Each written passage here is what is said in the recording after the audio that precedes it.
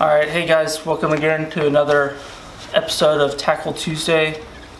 It's Ricky. Today I'm going to be talking about fishing line. By far the most important thing to fish because you need it to attach your lure to your rod, to your reel. I'm just going to go over some of the different types of fishing line and different applications to use it on, because you can't just use braid for everything. I mean, you could essentially, but it's not the most effective way of presenting a lure. So we'll start out with braid. The first thing when people hear braid is you know, it's a hard contrasted line. You know, you can see it through anything, and really that's not, you know, true to everything. When you're using it in weeds and grass and stuff, it kind of blends in and makes it disappear. Now it does fade, so whenever whenever it does start to fade and you don't want to cut, 40 yards off your line because it's faded, you just take a little Sharpie, kind of rub towards the end of the bait, color in towards the end of the bait, and it will blend back in. Some of the uses for braid, it does float, so topwater lures, frogs, anything that you're going to need a heavy, strong line to pull fish out of. If you're flipping, pitching into reeds, mats, lily pads, anything that's not gonna cut it or fray it super fast. I use 40-pound braid for the grass out here because it's not super thick, but it goes all the way up. You can realistically use 65-pound braid for your max pound test to, if you're punching thick grass mats, trying to get those fish under those grass mats that are hiding out. Different companies have different braids. Sufix here has this 8-strand braid, which makes it really fine, and that's a personal use for me. I know like Power Pro and all them, they have a really thick line that a lot of people use because they say it cuts through the grass better because it's a lot more coarse, so it acts like a saw when it's coming through that grass. But I like this. I haven't had a problem with it. I think it cuts through the grass better.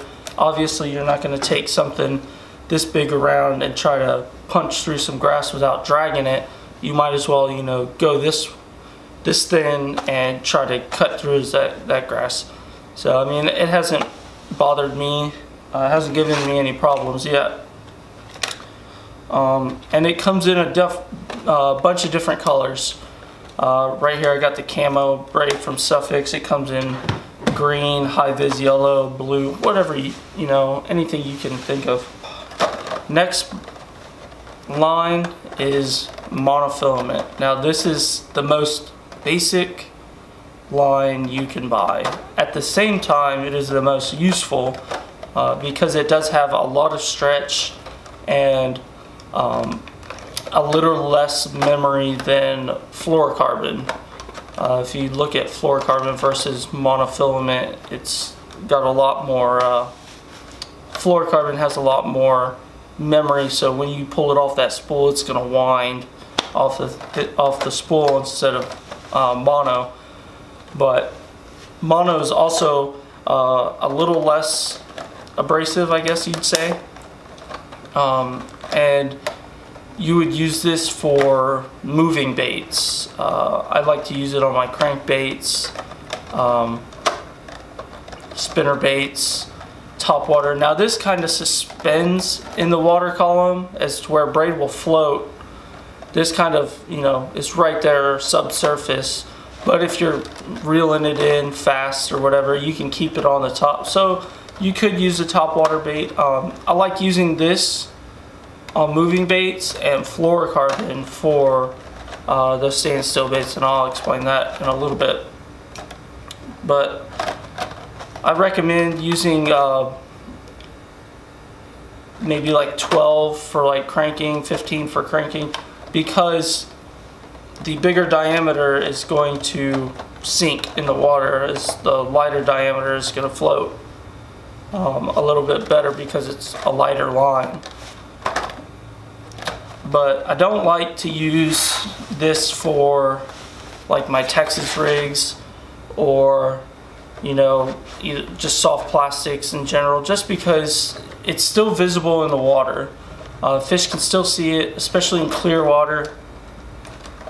So anything that's going to stand still and the fish has to look at it, I don't like using this. Jerk baits, even though it's a moving bait, I don't necessarily use monofilament, just because when if you're in that clear water situation, that bass is sitting there and it's coming up towards it, and if it sees that line, it's going to spook off. So that's another reason that I don't use monofilament on certain baits. Fluorocarbon. Fluorocarbon is probably the most line I use besides Braid. I don't use monofilament very much, but I do a lot of Texas rig baits. I use this for my leaders for Braid, and the reason I use it is when I use it with Braid, I want that strength of the braid to be able to pull that fish in. But if it's like clear water and I'm fishing a little bit of grass, that fish can still see the braid moving about, and I just like to use this at the end so that fish, that line doesn't spook that fish, if it were to spook it. Drop shot uses shaky head, fluorocarbon, any of your, like I said earlier, your standstill baits that the fish is going to have to look at for a couple of seconds or whatever to determine if he's going to eat it or not. You don't want him to see that line. This I would not use on moving baits. I mean, I do tend to sometimes, just because if I want to get a bait down super deep. Otherwise I use monofilament, but Braid or fluorocarbon tends to sink all the way down to the grass.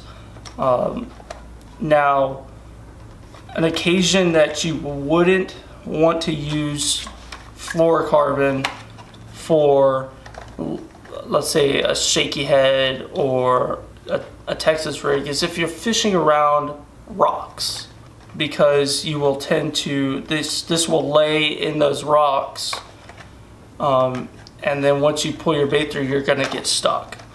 So then that's when I would switch to mono, and hopefully that line will not spook the fish. But back to drop shot, I like this for drop shot, a very light line for drop shot, probably 8 to 10 pound fluorocarbon. For my Texas rig, I use 15, and then if I'm using a weightless soft plastic or something, I'll go down to this 12. Well, that's the end of this episode of Tackle Tuesday. I hope you enjoyed it. I hope it was helpful. If you like this video, hit that like button. Remember to subscribe for more Tackle Tuesday videos. Next week should be a pretty interesting topic. I think I've got a pretty good idea of what I'm going to do. Stay tuned, and if you have any comments, questions, or concerns, please leave them in the comments below. All these lines I have will be linked in the description below, and have a wonderful day. Thanks for watching.